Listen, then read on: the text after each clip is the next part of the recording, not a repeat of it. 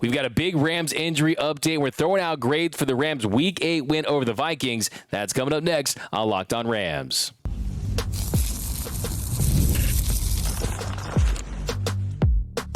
You are Locked On Rams, your daily Los Angeles Rams podcast. Part of the Locked On Podcast Network, your team every day. What is up, Ramily, and welcome to another episode of Locked On Rams, your daily podcast covering your Los Angeles Rams. Free and available wherever you get your podcasts. Locked On Rams, part of the Locked On Podcast Network, your team every day. We're also available over on YouTube, so if you haven't yet, hit that subscribe button, hit that notification bell, hit that like button. My name is Doug McCain. You can follow me on X and Instagram at DMAC_LA. I'm a studio host for Compass Radio's coverage of the NFL. I also cover LA sports for over a decade. Bleacher Report, 24/7 Sports, SI, Dodgers Nation, now the Rams for Locked On. And today I'm flying solo, but we've got a jam-packed show. We're throwing out grades for the Rams' Week 8 win over the Vikings. And what do we learn about the Rams in Week 8 that tells us that they are going to make a run for the playoffs? And also, we got some big injury updates. But first, today's episode of Locked On Rams is brought to you by Prize Picks. Go to prizepicks.com/LockedOnNFL and use code all lowercase LockedOnNFL to win $50 instantly when you play $5. So what is the biggest thing that we learned in the Rams' Week 8 win over the Vikings is that if they can get healthy and stay healthy, then they can compete in the NFC West. The Rams sitting at 3-4 after beating the Vikings. Yes, they're still behind the Niners and Cardinals and Seahawks, who are all sitting at 4-4, but this division is not blown anyone away. It has been disappointing for the most part, and if the Rams can get healthy, we learned last week that with the return of Puka Nacua, who wasn't supposed to play, didn't look like he was going to play, then all of a sudden he was inactive and he led the team in catches, and he did not miss a beat. He was a big-time weapon for Matthew Stafford. And then Cooper Kupp made some big plays, caught the touchdown. With Cooper Kupp and Puka Nacua back in the fold, combined with Kyren Williams, this offensive line of Matthew Stafford, there's no reason why this offense can't be a top 10 offense in the NFL. The question now is, how do you take them to the next level? Well, the way you do that is you get back two of your other key cogs along that offensive line in Steve Avila and Jonah Jackson. Steve Avila was excellent as a rookie at the guard spot. He was going to move to center, then he went back to guard, but he is going to be a foundational player for this team for years. And the status with him and Jonah Jackson is the big question, because Jonah Jackson, that's your big offseason acquisition. You signed Jonah Jackson, $51 million. You brought back Kevin Dotson, and it was, let's build this big physical offensive line. You got the gap scheme running duo. You're more physical, got road grade type of offensive lineman. Well, when you get those guys back, this team's going to get even better. And Sean McVay was asked about Steve Avila and Jonah Jackson, their status, and he had some interesting comments. He said, I don't know that we're at the point yet, but then again, when you guys asked me this about Puka Nacua, I was surprised. I have not gotten a chance to get the medical updates as it relates to those guys, but he did say that they're making good progress. But as far as this week, I don't know if I anticipate their status changing, and you guys will be the first to know. So it sounds like most likely they will not be designated to return this week. But as Sean McVay pointed out, that he did not expect that with Puka Nacua when he was practicing last week until he got back on the field on Wednesday. And then he showed out during Thursday Night Football, having 106 yards receiving. He was a big threat early and often for this Rams team. So you also have John Johnson, who's been out since week 2, dealing with the shoulder injury. And the players on the injured reserve right now, they're guys that haven't been designated to practice and open up that 21-day window. So I think you look at the way this offensive line has been able to perform even without those two guys that were expected to be monsters along that front. Is Justin Dedich. He's taken over. He's played at left guard. He's been decent. Bo Limmer, the rookie, late round pick. I was very high on Bo Limmer, and Bo Limmer has not disappointed. Both are getting the job done. Now, that doesn't mean that there's going to be any controversy or any position paddles when those guys come back. No, those guys are just holding it down. Those guys are just getting the job done and keeping it warm for Jonah Jackson and Steve Avila to return. Both those guys certainly can provide some depth when those guys get back. Now, as far as the safety spot, that's another interesting question too, because Cam Curl and Quinn Lake, they've been doing a good job at the safety spot. And the Rams are going to have to figure out a way to get John Johnson back in the fold and decide where he fits into this mix. And I think one thing you could do is you could start him next to Cameron Curl and put Quentin Lake back in the slot where he's had so much success. So that, to me, is going to be the big determining factor as far as that mix there. And it's only a good problem to have, right? You're getting talent back, guys you can trust. John Johnson knows the system. He's been in this building for a long time. He did have the stint with Cleveland, but he's someone who really loves playing for this organization. And early on, he was great in the role they had for him. And he really just kind of epitomizes Rams culture and what it means to play for this organization. And you look at how he performed against the Lions in week 1, getting the interception. That has been the big difference in this Rams defense in recent weeks, is being able to create turnovers and trying to create those opportunities for the offense. So, yeah, you definitely need John Johnson back as soon as possible. And another one that is not as pressing at the moment because of the return of Cooper Kupp and Puka Nacua is the status of Jordan Whitington. Now, we saw flashes from Whitington with them out. Big, physical, great blocker, strong hands.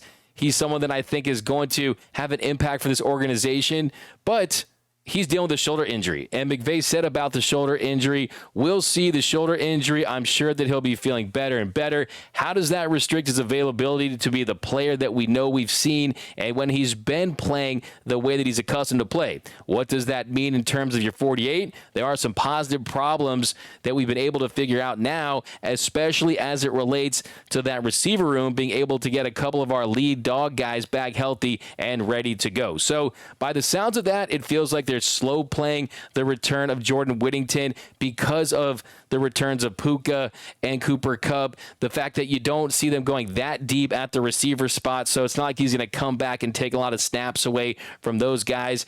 And he's going to play this week. We'll find out. But if he isn't, it could be mostly because of the depth that they do have at that receiver spot and the fact that he does play that role similar to Puka Nacua. So there's really not a role for him right now if everyone is 100% healthy. But that is what you want to hear from this Rams team, is that they're getting healthier. You are coming off a bye where you're basically trying to do what you did last year, but earlier. And last year you were 3-6. This year, you started 1-4. Just like that, you picked up 2 wins since the bye. You beat the Raiders, you beat the Vikings, and you go to play the Seahawks, where Sean McVay has had a lot of success throughout his career. And the NFC West is a 3-way tie in first place. And you got to give the Cardinals credit. I mean, the Cardinals, you beat the 49ers in week 5. You beat the Rams. They have the division record of 2-0. So the Cards are 2-0 in that division. So they're ahead of the Seahawks at 0-1. Who have already lost to the 49ers on Thursday Night Football.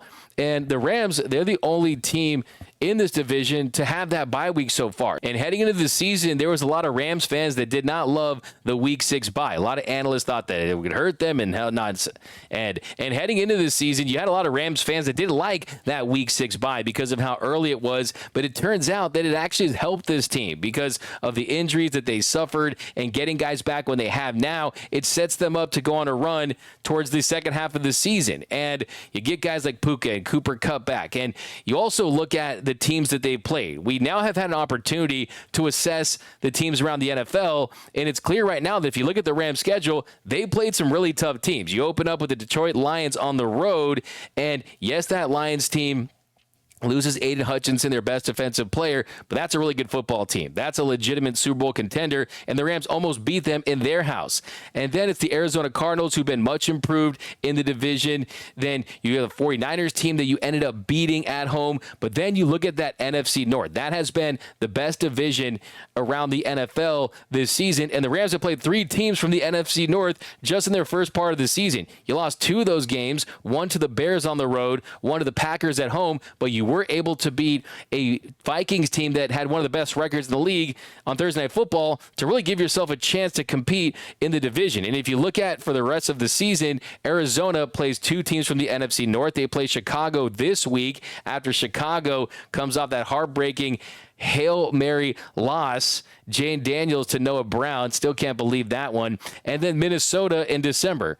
And then you got San Francisco. They go to Green Bay in November. They play Chicago and Detroit in December. So they host Chicago and Detroit, go to Green Bay. So San Francisco still also play 3 teams in the NFC North. And you look at Seattle, they host Green Bay and Minnesota, and then they go to Chicago. So the Rams, they don't play any more NFC North teams for the rest of the way. They were able to go 1-2 against those teams, but where they're at in this division, I think you have to feel pretty good about the fact that you are in the mix at this point. If you look at this week, like I said earlier, Cardinals going to face the Bears. That's going to be difficult. And then you have the 49ers have a bye week, and the Rams, they play the Seahawks. So, look, I mean, I'm excited because you have found new life this season, and the injury news is positive. And I think this Rams team knows that there's no one that's truly scary in this division, and they want to compete. And you're not going to see them punt on this year and make these big trades at the deadline. So they're going for it. So you got to feel good about that for the Rams. There's a lot of things that are starting to break right for them. But coming up next, we're throwing out grades for the Rams' Week 8 win over the Vikings. That's coming up next on Locked On Rams. Now let's talk about FanDuel, NFL fans. You can start this season with a big return on FanDuel. Of course, America's #1 sportsbook. If you get a hunch in the middle of the game and you think now might not be a bad time to get in there, you can check out all the latest stats. You can view live play-by-play. And of course, there's so much more on the same page where you're placing your bets. So we're going to get you started at FanDuel with $200 in bonus bets. That's guaranteed when you play your first $5 bet. Let me say it again. $200 in bonus bets guaranteed when you place your first $5 bet. Now let's take a look at what's going on with the Rams this weekend. They go up to Seattle. They're 1.5-point favorites. The over-under is 48.5. And the Rams, they're looking better. You got to put money on your Rams. And the over-under, you look at that too, 48.5. So, look, there's this and so much more available over at FanDuel. You just got to go to FanDuel.com and download that FanDuel app on your phone, and they're going to get you started with $200 in bonus bets guaranteed when you place your first $5 bet. And we are off and running here on Locked On Rams. Thank you for making Locked On Rams your first listen every single weekday. Free and available wherever you get your podcasts. Locked On Rams, part of the Locked On Podcast Network, your team every day. Also, a special shout out to those everyday listeners out there watching and listening to every single episode of Locked On Rams. Cannot thank you enough for supporting the channel, watching and listening to every single episode. Me and you guys in person really means a lot. But here in our second segment, we're going to throw out grades for the Rams' Week 8 win over the Vikings. You have to start with the quarterback position and Matthew Stafford. Matthew Stafford's eyes were wide. He looked juiced. He looked pumped and psyched and amped to have his men back. His dudes, Puka Nacua, Cooper Kupp, back on the field, and just look at how he performed. He had 4 touchdowns, did have the 1 interception where he was trying to hit DeMarcus Robinson, and it was just not the best throw, but still, he had so many impressive throws. I mean, the touchdown to Cooper Kupp, trying to break it down the pocket late there. He gets that big touchdown, and then you get the DeMarcus Robinson touchdown late in the game as well. I thought it was his best performance of the year. Overall on PFF, he had an 82.9 PFF grade. That was his highest PFF grade of the season. 4 touchdowns, got credit for 2 big-time throws. So it was impressive. And for me, I got to give him an A. Not an A+, not an A-. This year, I'm giving that A. Give him that A. And then let's shift over to the wide receiver. So welcome back to the big 2 for the wide receiver room. Cooper Kupp, Puka Nacua, both of them had huge impacts in this game. Puka had 7 catches for 106 yards. Cooper Kupp had 5 catches for 51 yards. He had that 27-yarder in the fourth quarter on that big third down. Much needed third down. He just did a fantastic job completing that catch. And how about Tutu Atwell, that 18-yard pass on that corner route?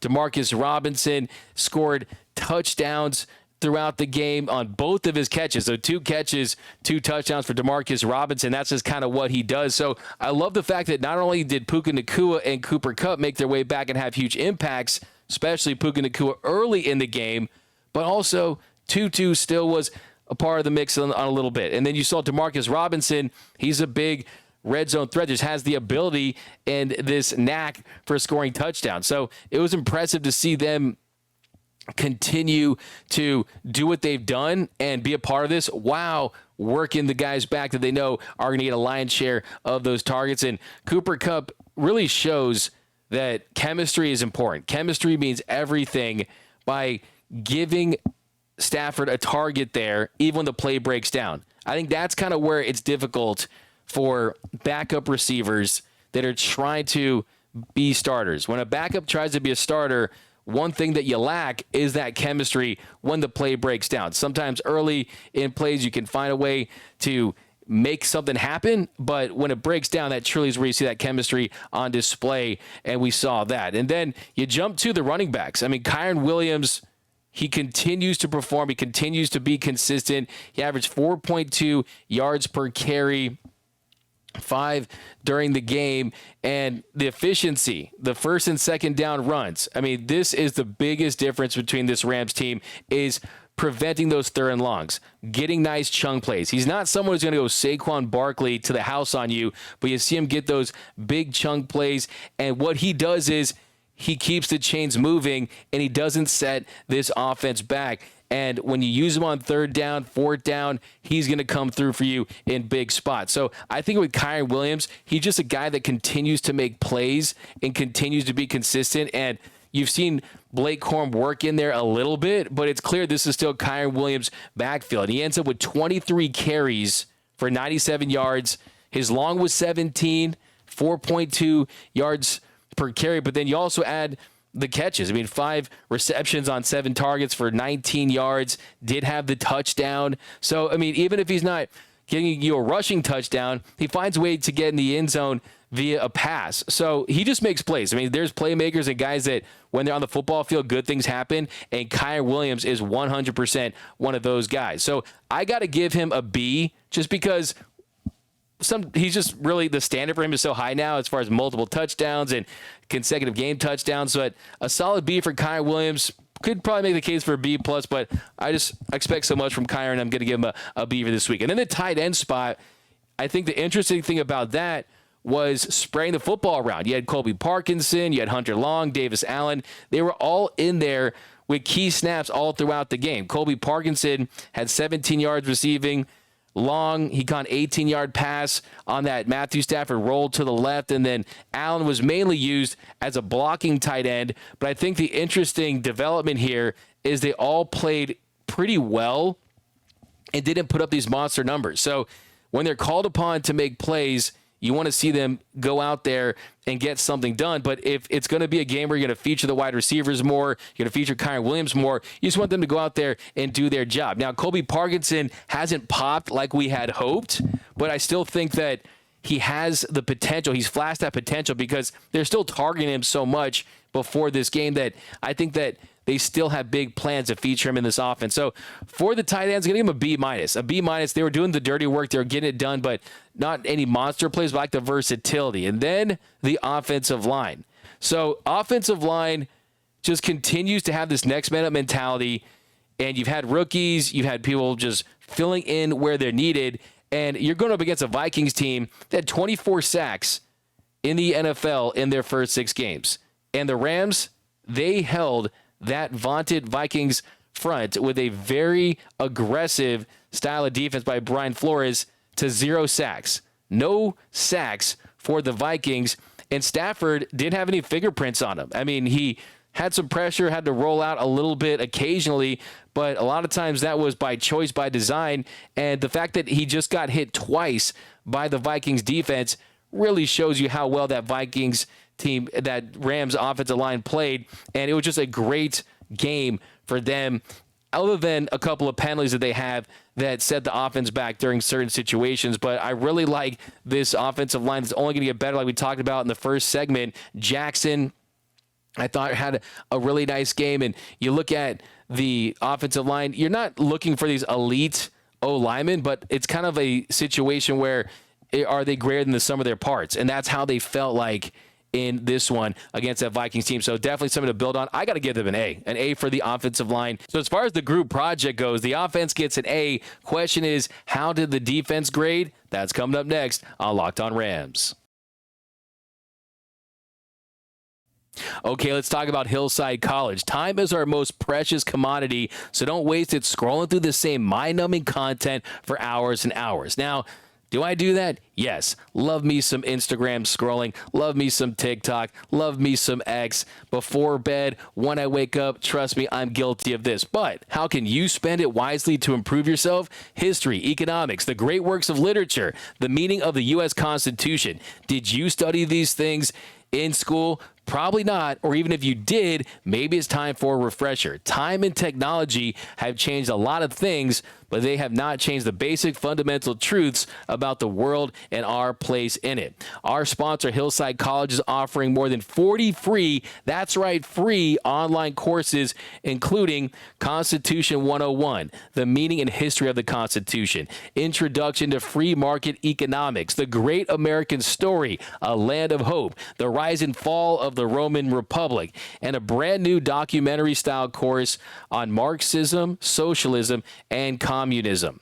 All of Hillside courses are self-paced so that you can start whenever and tune in whenever. Plus, you can go deeper with readings, quizzes, discussions, or just enjoy the lectures.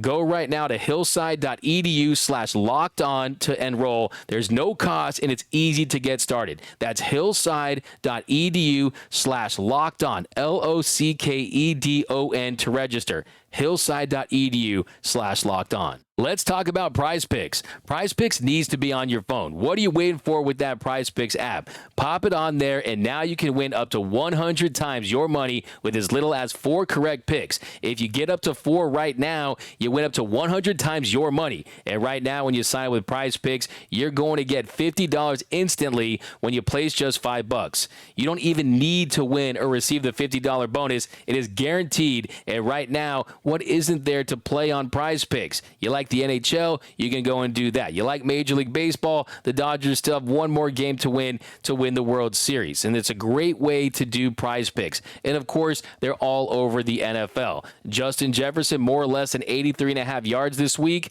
This is Prize Picks. Pick more, pick less, but you can't do without that promo code LOCKEDONNFL. Download the app today. Use the code LOCKEDONNFL, LOCKEDONNFL. It's LOCKEDNFL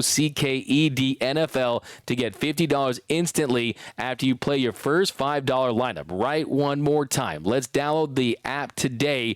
Use the code LOCKEDONNFL to get $50 instantly after you play your first $5 lineup. Prize Picks. Pick more, pick less. It's that easy.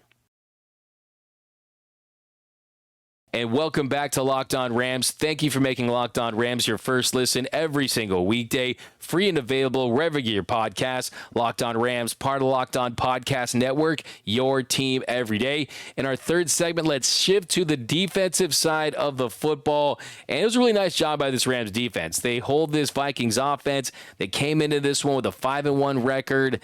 They have great playmakers in Justin Jefferson and Aaron Jones in the backfield, and they hold them to just 20 points.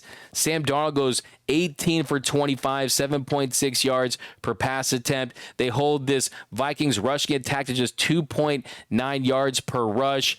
Hold them to 2 for 4 in the red zone. He had 3 sacks. So as a group, they did a great job. Individually, per unit, I think you have to start with that defensive line because what really stands out is the job they did on Aaron Jones. Aaron Jones ends up averaging 3.1 yards per carry, and you had Kobe Turner, who did not have a sack or a pressure, but he ends up doing a really great job neutralizing that running game. And you also had Braden Fisk had 4 pressures on 18 pass rush snaps. Bobby Brown did a really nice job helping stop the run. So doing the dirty work, stopping the run as a group, I give the defensive line a solid B for their performance. The edge rusher spot was very impressive. Byron Young, Jared Verse. Jared Verse continues to perform like one of the very best rookies in the NFL.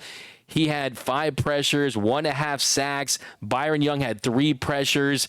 And, of course, he was the guy who got to Sam Darnold on a face mask that wasn't called, but still he gets in there, he caused the pressure. And, yes, the Vikings fans are still hitting me up on the X and telling me that that cost them a game. Let's not forget, you still had to go the length of the field after that penalty where you had been on the 20. You don't have your left tackle.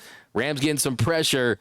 You have to score and get a 2-point conversion. So let's not act like that was the game right there. If you talk to these players, most of them won't blame one game loss on one play. And there was an example. And also, how about Michael Hoyt? Michael Hoyt got burned a couple times, got exposed in coverage a couple times, but still had 4 pressures. And what was really interesting is he was having success rushing from the inside and going from the edge. So you like that versatility from Michael Hoyt. So as a group, I'm giving the edge rushers an A. The inside linebacker spot, of course, the big thing you were looking at was the debut for Omar Speights. And I think what stands out with Omar Speights is just the fact that he looked like he belonged. He looked like he belonged out there, and that he's someone that I think is going to be with this organization for a while. He's athletic. He can make plays. He ends up with 3 solo tackles, 4 total. So nothing mind-blowing, no turnovers, no sacks or anything like that. But just the way he moved around on the field, he looked like he belongs, and he looks like he's only going to get better too. I like the raw athleticism in his feel for the position. So I'm excited to see what he can do. And then Christian Roseboom, look, he's not good in coverage. We know that at this point. But as a group right there with Speights and Roseboom, I still think that they have more potential than with a Troy Reader. So I like what I saw from Omar Speights. I'm excited about his future. And the cornerbacks. I mean, you got to give the cornerbacks an A as well. I mean, Justin Jefferson, one of, if not the best receiver in the National Football League. Anytime you can hold him to just 3 receptions, you have to feel good about that. And that one 27-yard catch he made down the sideline, well, that's just a tip of your cap moment from a great player. I mean, great players going to make great plays. That really wasn't on Darius Williams at that point, but I think Kobe Durant did a nice job. Darius Williams did a nice job. And as a group, I think that they performed well against a extremely talented Vikings receiving core. And the safety spot, how about Quentin Lake and Cam Curl? I mean, both of them were the safeties. Both of them got a lion's share of the plays. And I think Curl, he was out for a little bit with that knee injury. I mean, he's looking better and better.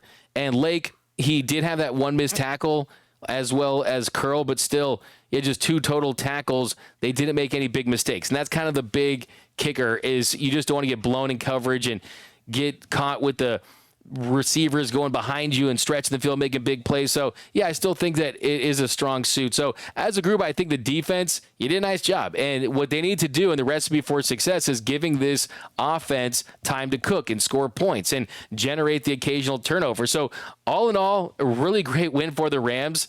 The fact is, we're not talking about Shedeur Sanders, right? We're not talking about Beck and all these guys that we could be talking about if you want to draft a quarterback or an offensive line or whatever. We're not talking about the NFL draft at this point. We're not talking about that. We're talking about still competing in the division, and that's what happens when you win football games. So, yeah, a lot of people wrote off the Rams, but I guarantee the Rams didn't write back. And that really is the most important thing right now. They know how much talent they have in that building. They know how good their coaching is. They know that this organization is not going to be one that lays down and doesn't put up a fight. Sean McVay said that he wanted this team to come out swinging after the bye. Well, you've done that. You've landed some haymakers, and you've also been able to take a punch and come right back. And they did that against the Vikings throughout as well. So you got to feel really good about where this Rams team is.